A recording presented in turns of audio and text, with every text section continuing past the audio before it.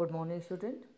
बच्चों, आज आपके वीडियो का विषय है अव्यय शब्द। आपकी पाठ्य पुस्तक भाषा अधिगम पाठ 16 अव्यय नामक पाठ के विषय में आज आपको जानकारी देंगे।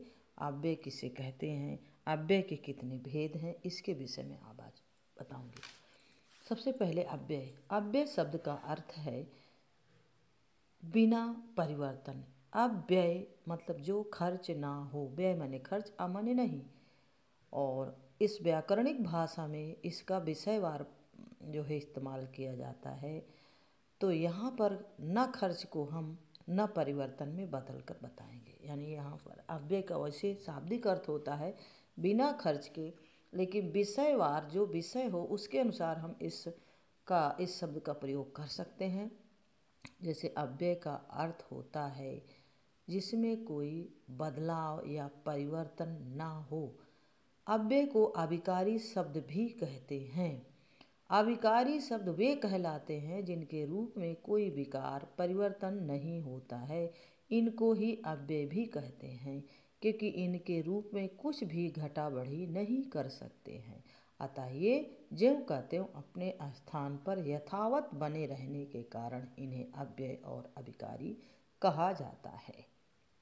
परिभाषा है, जिन शब्दों के रूप, लिंग, वचन, कारक और काल के अनुसार कोई भी परिवर्तन नहीं होता या इनके अनुसार नहीं बदलते, उन्हें अव्यय या अविकारी शब्द कहा जाता है। फिर से ध्यान से सुनिए।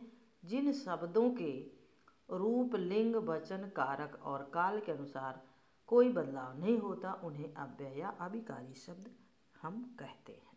ये तो इसकी परिभाषा हुई। अब इसके भेद। अव्यय के मुख्य रूप से 5 भेद हैं। नंबर 1 क्रिया विशेषण, नंबर 2 संबंधबोधक, नंबर 3 समुच्चय बोधक और नंबर 4 विस्मयादि बोधक और 5वें नंबर पर निपात है। तो इस प्रकार से अव्यय के 5 भेद व्याकरण के अनुसार माने गए हैं। तो जो पहला भेद है अव्यय का वो क्रिया विशेषण है। और फिर क्रिया विशेषण के फिर अंग होते हैं। इसके 4 भेद माने गए हैं। यानी क्रिया विशेषण के फिर मुख्य 4 भेद हो जाते हैं। पहला रीतिवाचक, कालवाचक, स्थानवाचक और परिमाणवाचक। तो जो अव्यय के मुख्य 5 भेद हुए, फिर क्रिया के फिर 4 भेद हो गए। और फिर अव्यय का जो दूसरा भेद है संबंधवाचक, फिर उसके भेद हो जाते हैं। संबंधवाचक के 8 भेद माने गए हैं। क्रिया विशेषण के 4 और संबंधवाचक के 8 भेद। 8 भेद के नाम इसमें लिखे हैं मैंने, आप देख सकते हैं। आप इसको सुनेंगे, देखेंगे, नोट्स में भी पता चलेगा। कालवाचक, स्थानवाचक, दिशावाचक, समानतावाचक, विरोधावाचक, हेतुवाचक, साधनवाचक और तुलनावाचक। इस प्रकार से वाचक के 8 भेद माने गए हैं। आपको नोट्स में भी ये मिलेगा, आप उसको अच्छे तरह से लिख सकते हैं।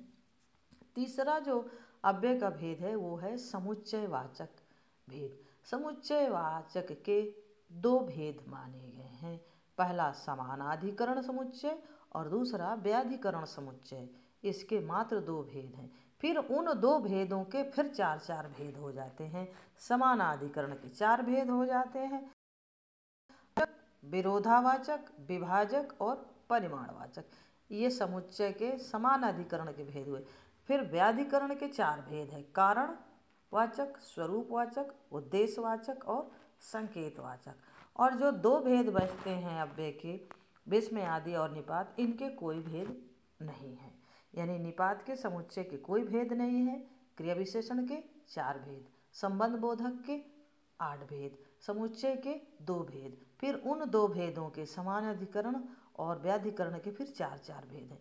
तो इस प्रकार से आज आप इस वीडियो में अव्यय की परिभाषा, अव्यय के भेद और उनके भेद के भी जो भेद हैं यानी उपभेद, मुख्य भेद उन वे हैं जो 5 हैं।